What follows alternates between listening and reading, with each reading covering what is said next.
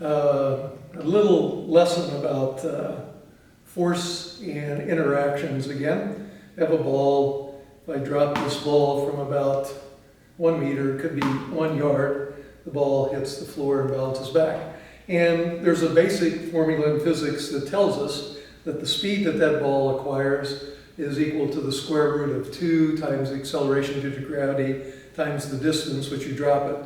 Now, if you're talking in feet per second squared, the acceleration due to gravity is 32, so twice that is 34, or excuse me, twice that is 64, and then 3 feet is about a yard, so 64 times 3 is about 192 feet per second squared. You take the square root of that. That means the ball is moving at just under 16 feet per second, or maybe in more familiar terms, about 9.5 miles an hour. The ball bounces nicely. However, if I take an egg and I drop the egg from about the same distance, a little lower, not too surprisingly, the egg doesn't survive that collision. And I have a mess inside of my little beaker here. Now what I'm going to do is show that you can stop that egg without having the same problem.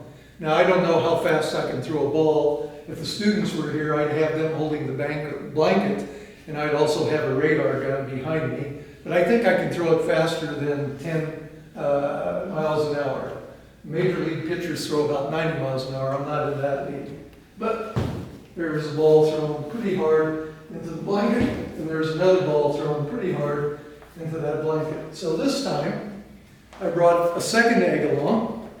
Here's the second egg, and I'm going to throw it into the blanket also. And as you can see, not much happened to the egg. It came out just fine. I'll try it one more time, just to make a point. I throw that egg pretty hard into the blanket, it doesn't suffer any damage. And it's because there's a longer time for the egg to slow down. Now when I do this for the students, they say, oh, you just brought along a hard-boiled egg, that's why it didn't break. So drop this egg again from roughly 1 yard up, and I'm afraid it wasn't a hard-boiled egg. So the moral of the lesson is, if you're going to interact with somebody and you can spread it out over a longer period of time, then there'll be a lot less force required to get your accomplished result. Thanks everybody, have a great week.